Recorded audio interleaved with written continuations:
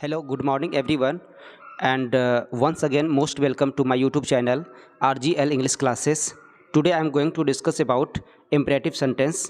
Okay, आज हम imperative sentence के बारे में पढ़ेंगे, यानी कि ये हर एक स्टूडेंट्स के लिए बहुत ही ज़रूरी है। जो और वैसे लोग जिसको कि स्पोकन सीखना है, स्पोकन में बहुत सारा जगहों पे काम आता है और डेली लाइफ में ज़्यादा यूज होता है ये। ठीक है, तो सबसे पहले पढ़ेंगे हम कि इम्परेटिव सेंटेंस होता क्या। What is imperative sentence? Imperative sentence is the sentence which expresses order, advice, command, okay, request, prohibition etcetera. ठीक है, इम्परेटिव सेंटेंस किसको कहते हैं? ऐसा सेंटेंस जो कि ऑर्डर को बताए, कमांड को बताए, एडवाइस को बताए, अनुरोध का बोध कराए। ठीक है, ऐसे सेंटेंस को हम क्या कहते हैं? इम्परेटिव सेंटेंस कहते हैं।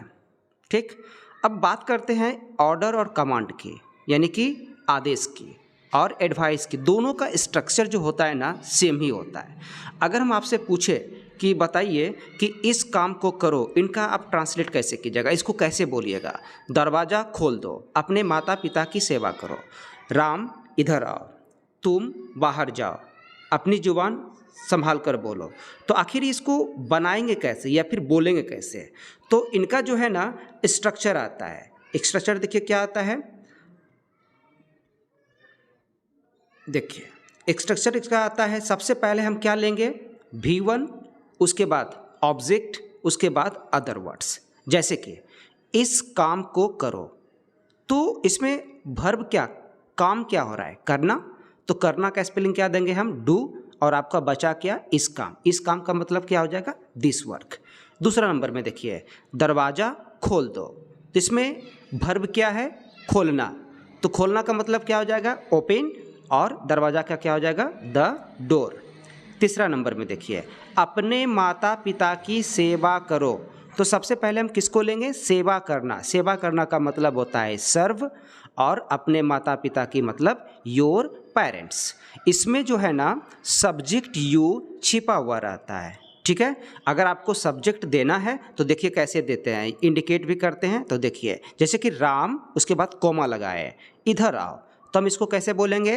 राम कम हियर, या फिर कम हियर राम, हम ऐसे भी बोल सकते हैं। तुम बाहर जाओ। ओके, तो देखिए तुम लिख करके हम क्या किए? कोमा लगाए। तो उसी प्रकार यू लिख करके कोमा लगाएंगे, और बाहर जाना का मतलब गो आउट। ओके, नेक्स्ट देखते हैं। नेक्स्ट है आपका अपनी जुबान संभाल कर बोलो। ठीक है ना, तो इसको कैसे बोलेंगे हम? संभल कर बोलना होता है माइंड योर लैंग्वेज। मुझे समझने की कोशिश करो। देखिए दो वर्ब आ गया, एक समझना, दूसरा कोशिश करना। तो सबसे पहले हम पीछे जाएंगे, कोशिश करना। कोशिश करना का मतलब क्या होता है? ट्राई। उसके बाद समझना भी एक प्रकार का वर्ब है, तो दो वर्ब के बीच में हम किसका यूज करते हैं? टू का इस्तेमाल करते हैं। तो क्या बन जाएगा? Try to. समझना का स्पेलिंग हो जाएगा अंडरस्टैंड, और मुझे का मतलब मी। उसी प्रकार देखिए, इसे हल करने की कोशिश करें। तो सबसे पहले हम बनाएंगे कोशिश करें। कोशिश करना का मतलब क्या होता है? ट्राई। उसके बाद हल करना का सॉल्व, लेकिन दो वर्ब के बीच में हम किसका प्रयोग करेंगे? टू का। उसके बाद इट का, इसे का इट। ठीक है, इसी सेंटेंस में, ऐसे ही वाक्य में अगर सदा आ जाए, हमेशा आ जाए, जिसका मतलब ऑलवेज होता है, कम से कम का मतलब होता है एटलीस्ट, या फिर ऐसे आ जाए कभी कभी, यानी कि समटाइम्स, तो ऐसी कंडीशन में इस वर्ड को हम आगे रखेंगे। कैसे? कम से कम अपना नाम तो बताइए। तो अब देखिए इसमें क्या कहता है, कम से कम, तो एटलीस्ट। अब बताना का स्पेलिंग क्या होता है? टेल। उसके बाद मुझे, टेल मी योर नेम। तो क्या बन जाएगा? At least tell me your name, कम से कम अपना नाम तो बताइए। ठीक है, नेक्स्ट देखिए इसका सेंटेंस क्या बोलता है? सदा सत्य बोलो। अब ये सदा का स्पेलिंग क्या होता है? ऑलवेज। सबसे पहले ऑलवेज लेंगे, फिर वही रूल फॉलो करेंगे। V1 बोलना का स्पेलिंग क्या होगा? स्पीक, और सत्य का द ट्रूथ। हमेशा गरीबों की मदद करो, तो हमेशा का स्पेलिंग क्या लेंगे? ऑलवेज। मदद करना का हेल्प, फिर क्या बचा, द पुअर, गरीबों के। पढ़ने की कोशिश करो, ट्राई टू स्टडी या फिर रीड। हमेशा सकारात्मक रहो, हमेशा का ऑलवेज और रहना का बी और सकारात्मक का पॉजिटिव, ऑलवेज बी पॉजिटिव। ठीक है, इसको आप प्रैक्टिस कीजिए और ये एग्ज़ाम के पर्पज़ से भी बहुत इम्पॉर्टेंट है, आता है एग्ज़ाम में भी। अब इस सेंटेंस में देखिए एक नया वर्ड जोड़ता है, प्लीज़ या काइंडली, जिसका मतलब कृपया होता है।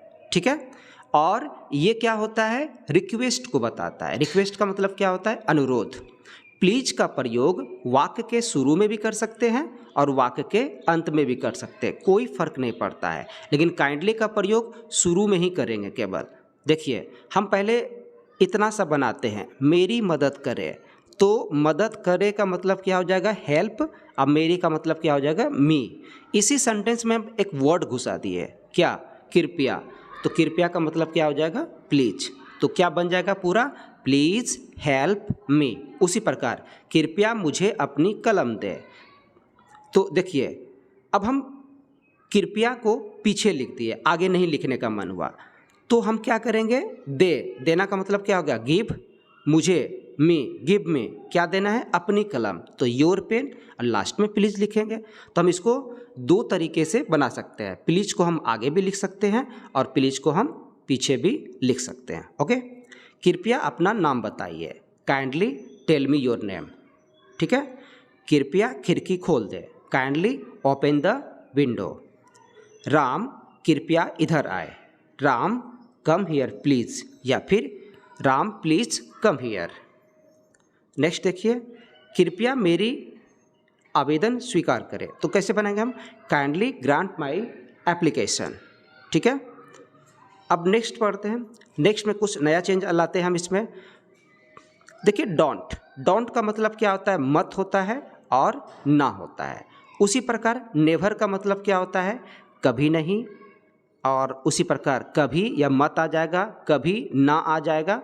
तो कभी के साथ नहीं आ जाए, कभी के साथ मत आ जाए, कभी के साथ ना आ जाए तो नेवर का इस्तेमाल करेंगे, और केवल मत या ना आ जाए तो डोंट का प्रयोग करेंगे। ठीक है, लेकिन फॉर्मूला आपका क्या रहेगा, सेम ही रहेगा, यानी कि डोंट को हम पहले करेंगे और फिर V1 लेंगे, उसके बाद ऑब्जेक्ट लेंगे, फिर उसके बाद अदर वर्ड लेंगे। ठीक है, जैसे कि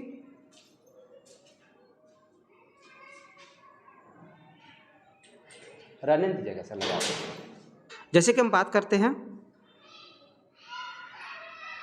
डोंट या नेवर, इसका फॉर्मूला निकला डोंट या never plus V1 plus object plus other word. अब देखिए इसका दरवाज़ा मत खोलो, देखिए एक में वर्ड आया मत, तो मत का स्पेलिंग हम क्या लिखेंगे, डोंट, फिर V1 देंगे, क्या, खोलना का मतलब क्या हो जाएगा, ओपन, उसके बाद क्या बचा, दरवाज़ा का द डोर। तो क्या निकला इसका, डोंट ओपन द डोर, कृपया दरवाज़ा मत खोलें। इसी में एक वर्ड जोड़ दिए, तो हम बताए थे प्लीज को हम आगे भी लिख सकते हैं या प्लीज को हम बाद में भी लिख सकते हैं, लास्ट में भी लिख सकते हैं। तो वही बनेगा, please don't open the door, अपने माता पिता को कभी मत ठगो। तो कभी और मत आ गया, तो इसका मतलब क्या हो जाएगा, नेवर। नेवर ठगना का मतलब होता है चीट योर पेरेंट्स। ओके, कृपया मुझे परेशान मत करें। ठीक है, तो डोंट डिस्टर्ब मी प्लीज, या फिर please don't disturb me. Next इसका देखिए, कृपया अपना समय बर्बाद ना करें, please don't waste your time. अब देखिए कुछ इसका बहुत ही इंपॉर्टेंट रूल्स है, इम्फैटिक के साथ इसका प्रयोग करेंगे हम, यानी कि वैसा सेंटेंस जिस पर या फिर ऑर्डर रहे, एडवाइस रहे, रिक्वेस्ट रहे, या फिर प्रोविज़न मनाही रहे, निषेध रहे, हम उस पर जोर डालते हैं, दबाव बनाते हैं। और वो दबाव बनाने के लिए अवश्य का प्रयोग करते हैं, ज़रूर का प्रयोग करते हैं, तो का प्रयोग करते हैं, बिल्कुल का प्रयोग करते हैं। ठीक है, इनसे क्या होता है, इनका सेंस को समझिएगा बिल्कुल, यानी कि ये कहने का मतलब है कि ये किसी सेंटेंस पे प्रेशर बना रहा है। ठीक है ना, जैसे कि दरवाज़ा अवश्य बंद कर दे। ठीक है, केवल ऐसे रहता कि दरवाज़ा बंद कर दे, तो नॉर्मली सी बात हो रहा है। ठीक, अगर ऐसी कंडीशन रहे तो अवश्य, जरूर, तो, बिल्कुल, इस सब का माने क्या हो जाएगा, डू। और स्टार्ट भी हम किससे करेंगे, डू से करेंगे, उसके बाद ही तब हम कुछ लगाएंगे, V1 लगाएंगे। अगर डोंट रहा तो डोंट लगा देंगे इस जगह, ठीक है। अब प्लीज़ और तो आगे पीछे कर देंगे। तो इसका एग्जाम्पल देख लीजिए, ये डू जो लगा रहे हैं हम, ये किसको बता रहा है, अवश्य को। उसके बाद बंद करना, ओपन, सॉरी यहाँ पे ओपन का मतलब होता है खोलना, तो ओपन नहीं होगा, क्या हो जाएगा आपका, क्लोज द डोर, ठीक है, क्लोज द डोर। अपनी पढ़ाई पर जरूर ध्यान दो, तो यहाँ पे जरूर आ गया, यानी कि वो आप पे क्या कर रहा है, सजेशन तो दे रहा है, सुझाव तो दे रहा है, एडवाइस तो दे रहा है, लेकिन वो थोड़ा सा प्रेशर बना रहा है कि जरूर ध्यान दो। तो इस जरूर का मतलब क्या देंगे हम, डू, उसके बाद ध्यान देने का मतलब take care on your study. Next, खिड़कियाँ तो खोलो। अब हम किसी को ऑर्डर दे रहे हैं, उसको प्रेशर भी बना रहे हैं, खिड़कियाँ तो खोलो, यानी कि उसको अवश्य जरूर का सेंस दे रहे हैं, उसको इम्फैटिक बना रहे हैं, ठीक है। तो ऐसी कंडीशन में डू हो जाएगा ओपन द विंडोज़। कल यहाँ ज़रूर आइए। अब आप किसी से रिक्वेस्ट भी कर सकते हैं, आप उसको पूरा दबाव ही डाल रहे हैं कि नहीं आपको आना ही चाहिए, अवश्य आना चाहिए। तो ऐसी कंडीशन में हम किसका प्रयोग करेंगे, डू का प्रयोग करेंगे। उसके बाद आना का स्पेलिंग कम हो जाएगा, और हियर कल का मतलब टुमारो। ओके, नेक्स्ट है क्वेश्चन नंबर एग्जाम्पल 5 नंबर, देखिए क्या लिखा हुआ है, कृपया मेरे पास अवश्य आए। देखिए क्या आ गया, अवश्य, तो आप क्या लिखिएगा, please do come to me. समय पर दवा अवश्य ले, do take medicine on time. अपना समय बर्बाद बिल्कुल ना करें, उसे प्रेशर डाल रहे हैं, तो क्या बनाएंगे हम, don't do waste your time. समय पर अपना काम जरूर करें, डू, ये डू किसके लिए आया, जरूर के लिए, फिर करना का मतलब देंगे, डू योर वर्क, अपना काम ऑन टाइम। ओके, हमेशा सकारात्मक अवश्य रहे। देखिए ये अवश्य आ गया, तो ऑलवेज डू बी पॉजिटिव, ठीक है। या फिर हम इसको ऐसे भी बोल सकते हैं, डू ऑलवेज बी पॉजिटिव। अपने माता पिता का कहना अवश्य माने, डू ओबे योर पेरेंट्स। ओके, ये एक छोटा सा प्रयास था समझाने का, ठीक है। और आई होप कि आपको समझ में भी आया होगा। इसको आप अच्छे से नोट्स बना सकते हैं, ठीक। और वैसे स्टूडेंट्स जो अंग्रेजी सीखना चाहते हैं उनके लिए भी बहुत ही इम्पॉर्टेंट है, और सभी स्टूडेंट्स के लिए बहुत ही इम्पॉर्टेंट है, ठीक है। अच्छा लगे तो कमेंट कीजिएगा। Thanks for watching this video, thank you.